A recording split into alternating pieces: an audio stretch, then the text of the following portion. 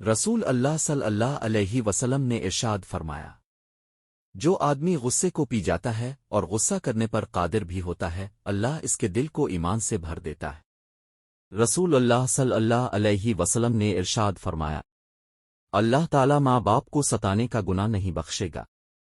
رسول اللہ صلی اللہ علیہ وسلم نے ارشاد فرمایا، جو مومن لگاتار بیمار رہے تو اس کو بخش دیا جاتا ہے۔ رسول اللہ صلی اللہ علیہ وسلم نے ارشاد فرمایا، مومن کا مرض اس کی خطاؤں کا کفارہ ہوتا ہے۔